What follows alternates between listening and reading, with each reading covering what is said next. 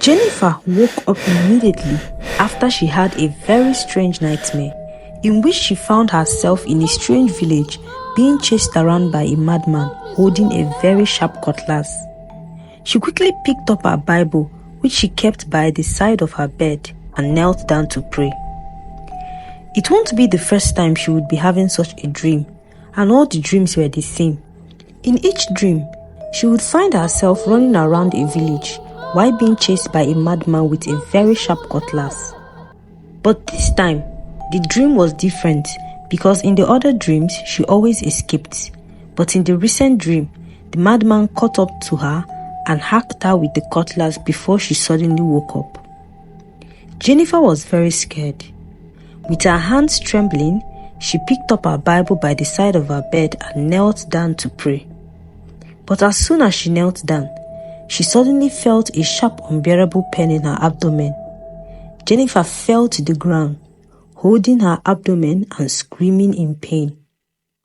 Her roommate, Adanne, who was previously sleeping, quickly woke up on hearing Jennifer screaming. She rushed towards Jennifer where she lay on the floor, asking her what was wrong.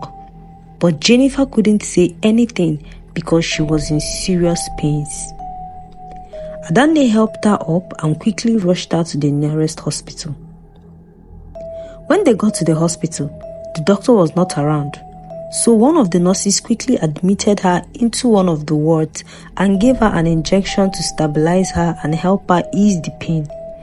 Then the nurses quickly called on the doctor who was on duty that day. When Jennifer had been stabilized, the nurses came to meet her once again and asked, "What is your name and how are you feeling now?" "My name is Jennifer. It's Jennifer," Jennifer said amidst groans of pain. "Can you tell me what happened and touch where exactly you are feeling the pain?" the nurse said. Jennifer was in too much pain to say anything, so she used her hand to touch her lower abdomen, just above her sensitive area. Dear, oh, Jennifer said, still wincing in pain despite the drug she was given. The nurse pressed down her lower abdomen to see if Jennifer would react, but Jennifer remained in her state of pain. Then she asked Jennifer to spread open her legs so she would inspect her sensitive area. When Jennifer lifted up her legs, the nurse lifted her skirt and what she saw shocked her to the bones. It was nothing like she had ever seen before in her life since she started working as a nurse. Immediately, she excused herself and rushed to the restroom to vomit, breathing very hard and fast. The sight of what she saw was so bizarre and traumatizing. Suddenly, a car drove into the hospital park and the doctor in charge came out of the car and rushed into the hospital. When she entered the hospital, she saw Adanne, Jennifer's friend, seated at the waiting area, looking restless and mumbling some words which showed that she was praying. Then she saw two other nurses standing at a corner of the hospital, gossiping about Jennifer who was just brought in, ignorant that the doctor had arrived. I'm very sure that he tried to abort pregnancy using the wrong drugs. Now look at what she has done to herself. Young girls of nowadays, the second nurse said, their waywardness is too much. Serves her right. Next time, she would learn to do the right thing. Immediately they sighted the doctor coming close to them. They stopped their conversation. Good evening, ma, they both said in unison. Where is the patient that was brought in? What ward was she taken to? The nurses pointed in the direction of the ward and the doctor quickly rushed to the ward. As she was headed there, she saw the nurse who had examined Jennifer coming out of the ward. The nurse was very happy to see the doctor, but her facial expression showed that there was trouble. When the doctor entered the ward, she saw that Jennifer was in severe pain, so she approached Jennifer calmly after confirming her name from the nurse. My name is Amarachi. I am the doctor in charge. Be rest assured that I can do whatever it takes to help you. Her words sounded like healing balm to Jennifer. Her voice was also very calm and soothing. The doctor asked Jennifer to open her legs once again and took a look at her sensitive area. Unlike the previous nurse, who was deeply troubled by what she saw, Dr. Amarachi was calm and maintained her composure, although what she saw scared her deeply. There were many tiny creatures in her sensitive area, and it was stained with a lot of black thick blood. It appeared as though the tiny creatures were feeding on the blood from her sensitive area. It was a sight that was scary to behold. Amarachi quickly administered a drug for Jennifer which made her unconscious. Then she took some pictures and started cleaning her sensitive area with methylated spirit and the right medical tools. When Amarachi was done with cleaning Jennifer up, she went into her office looking very confused. This would be the first time she would ever see something so scary. She had witnessed a lot of terrible medical conditions, but nothing was as unusual and as scary as Jennifer's condition. She opened her computer and started making some research in order to find clues to what the problem could be. Jennifer's case was unlike anything she had ever seen before. After seeking furtively for answers, she decided to wait for Jennifer to wake up, in hope that she would find some clues from Jennifer. She took some blood from Jennifer and ran a lot of tests while she was asleep, but the test results showed that Jennifer was perfectly healthy. About an hour later, Jennifer regained consciousness, but fortunately, the pain she felt had seriously reduced. Dr. Amarachi went to meet Jennifer and sat down beside her hospital bed. Once again, she introduced herself as Dr. Amarachi and showed Jennifer the picture she had previously taken.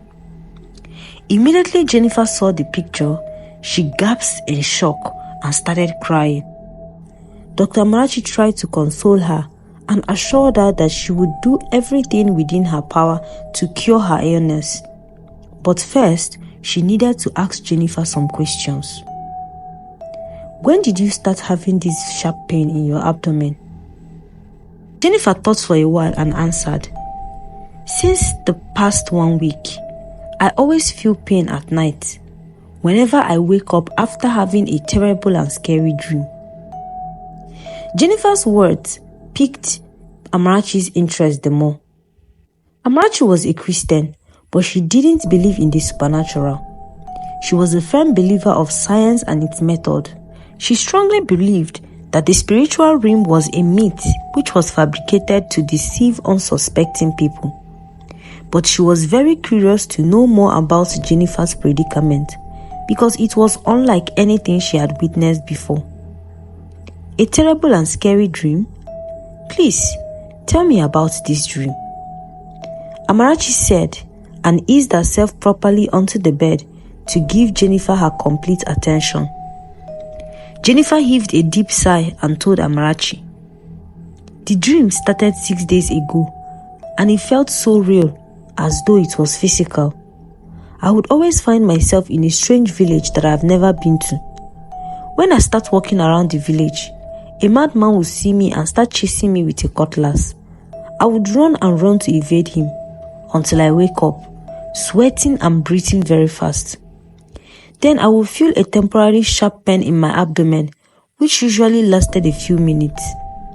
But as time went on, the pain started getting more intense and more painful until last night. What happened last night? Dr. Amarachi asked. When I went to use the restroom last night, before I slept, I discovered that my urine was bloody with some black strange eggs within. But tonight, I had the dream again, and this time, the madman caught up to me and hacked me with the cutlass before I woke up. Amarachi listened with rapt attention to Jennifer's words, but she was very confused. She couldn't find a connection between a mere dream and her health. After thinking for a while, Amarachi considered the possibility that it could be a sexually transmitted disease. So she asked Jennifer, Are you sexually active? When was the last time you had an intercourse? Jennifer thought for a while and answered, My last intercourse was 7 days ago, but I made sure he used protection. How is that related to the problem at hand? Before Amarachi could explain why she asked the question, Jennifer held her abdomen once again and started wincing in serious pain. Amarachi quickly told her to lie down and open her leg once again. When Amarachi lifted her clothes and took a look at Jennifer's sensitive region, she was shocked to see that the little creatures and the blood she has previously cleaned had appeared again, and this time there was even more. She gave Jennifer another sedative and took care of the situation once again. By this time, Amarachi was determined to get to the bottom of the situation. She placed a call across to her godfather, who was also a professional in the medical field, and explained the situation to him, after sending him pictures that she took of Jennifer's sensitive area. After she had explained Jennifer's case and dream to him and her last intercourse, her godfather told her to ask more questions about the man she slept with. He would be the key to solving this mystery, her godfather said before hanging up the call.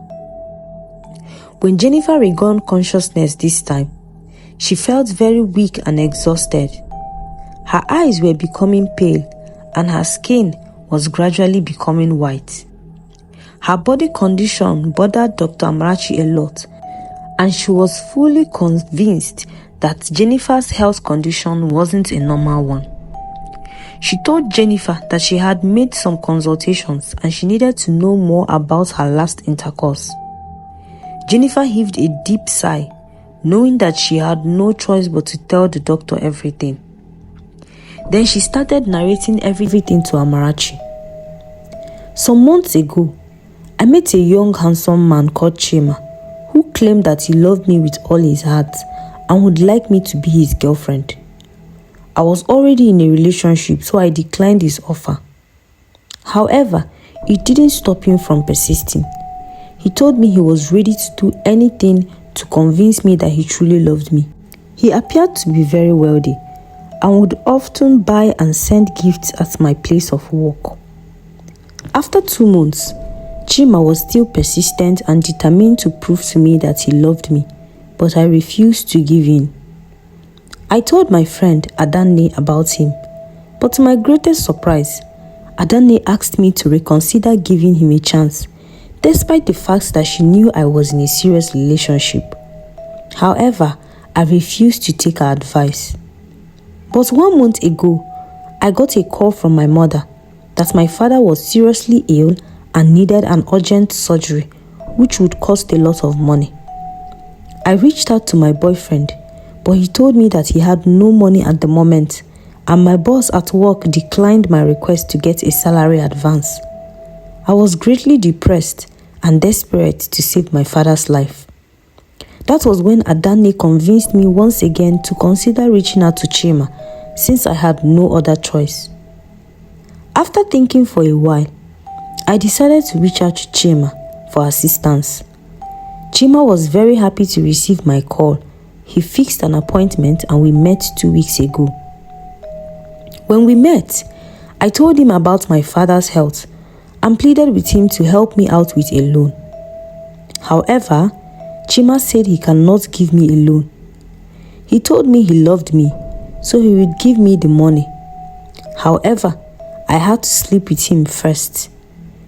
I was deeply disappointed with his request and I wanted to walk away, but he promised to give me 3 times the money I was looking for. This offer was very tempting, but I still walked away in anger that day. When I got home, I told Adanne about what happened and she surprisingly told me it's not a big deal. "You need this money," she said. "He's also offering you 3 times the needed amount. Think about what you could do with all that money. It's just 1 night, and it's not as if you're a virgin, so tell him to use protection and you're good to go." I foolishly thought about what Adanne said and decided to do as Chima asked. I placed the call across to him and he gave directions to a hotel to meet him. He slept with me that night and gave me the money just as he had promised. But ever since then, Chima changed towards me. He stopped calling me and sending me texts as always, and he would hardly pick up whenever I called him. I wasn't bothered though, because I had already gotten the money from him. But 1 week later, I started having these strange dreams which ultimately led to where I am right now. I'm actually listening to Jennifer's story carefully, but she felt that something wasn't adding up. So she asked Jennifer, "Was there anything unusual about the intercourse you had with him?" Jennifer thought deep and hard for a while, and she suddenly said, "Yes. I noticed that the bathroom of the hotel we used didn't have a running water supply, so Chima gave me a white clean lining to clean myself with. Is it unhealthy to use a cloth to clean up?" Jennifer asked, confused, failing to realize the gravity of her actions. Amarachi bowed her head in shame. She had once heard a similar story where a young man used a white handkerchief to clean the sensitive area of his girlfriend, only for his girlfriend to die some days later, while the young man became extremely rich after her death.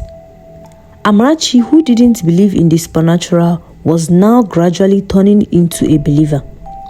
She assured Jennifer that everything would be alright. Then she placed a call across to her pastor in the church and explained the situation to him. In less than 30 minutes, her pastor arrived at the hospital and joined the ladies. When they were together, he introduced himself as Pastor Samuel, and together they had a short prayer. After the short prayer, Pastor Samuel told Jennifer that he had a revelation when they were praying. He said, "The madman chasing you in the dream is Shema, the man you slept with. He used you to renew his rituals for wealth. You were supposed to die a week ago, but you are still alive because of your closeness to God. That is why he was unable to kill you in your dreams all this while. However, the fact that he caught up with you in your last dream means that you don't have much time to live anymore. He has already gotten what he wanted. I am also sorry to tell you that your friend Adanne is involved in your predicament." Jennifer became very confused. Adanne was her roommate, and they both cared about each other deeply. They also graduated from the same school, so she found it difficult to believe that Adanne would intentionally wish her death. She requested to see Adanne, and she was called into the ward. "Please tell me you are innocent of the accusation.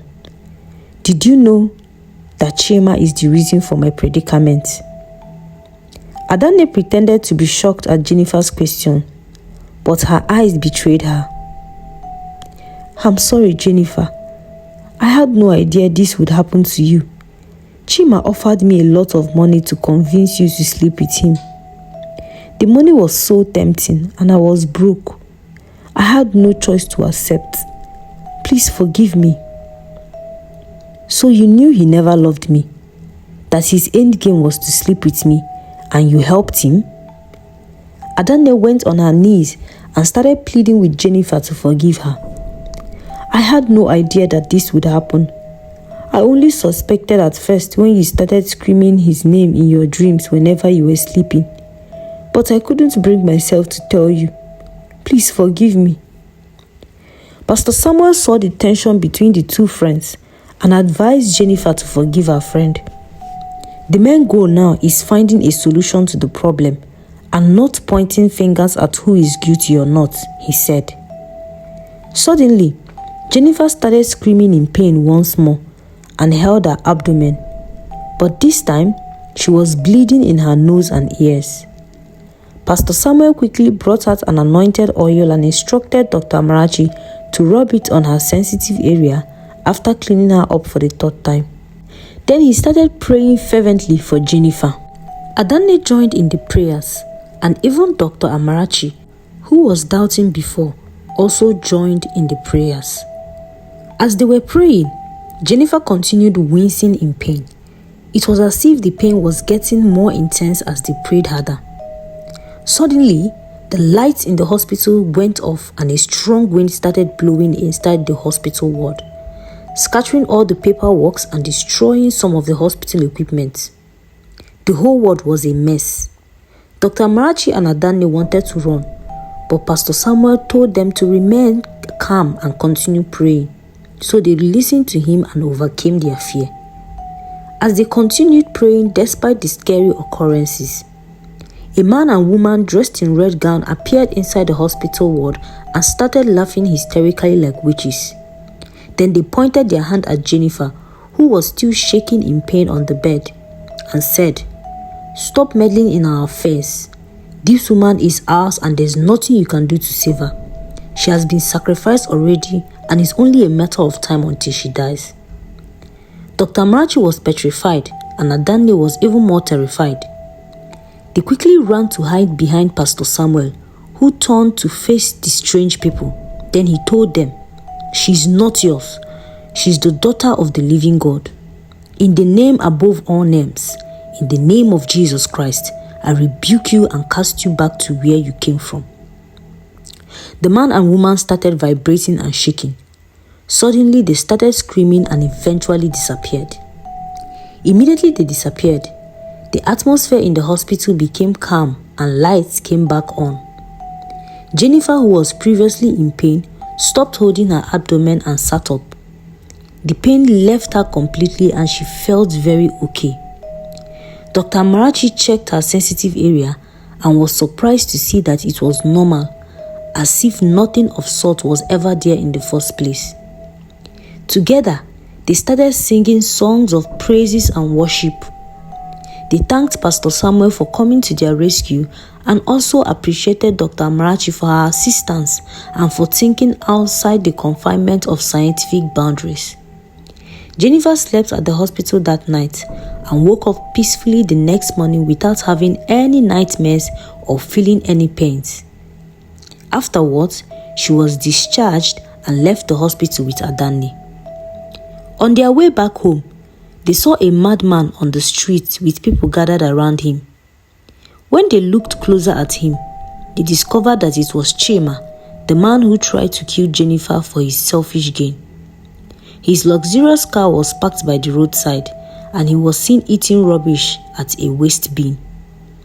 The driver of the car which they boarded shook his head in shame as he drove past, saying, "Young men of nowadays, always in a hurry to make quick wealth without hard work. Things will always end badly for them." From that day henceforth, Jennifer and Adanne gave their lives to God totally and took the things of God very serious. However, trust was broken and Jennifer could no longer bring herself to trust Adanne completely again. The moral lesson of this story reminds us to be mindful of the friends that we keep. Trust should be a major factor in every relationship and friendship. Make sure that you only keep friends who are trustworthy and bound to remain loyal to you no matter the situation. Always be open to new possibilities beyond the scope of your limitations. There is more to the world than meets the eye. If someone is offering you so much money for something you feel isn't as serious or important, then it means that there is definitely an ulterior motive behind the transaction. Some dreams are signs and warnings. Don't dismiss them easily. Trust is like an egg. Once it is broken, it is almost impossible to fix or mend it perfectly. So no matter what you do in life, do not try to break the trust of someone who trusts you deeply. Every day is for the thief and one day is for the owner. You may always get away with using innocent people for rituals, but your end would come sooner than later, so it is best to never start at all than to meet a shameful end.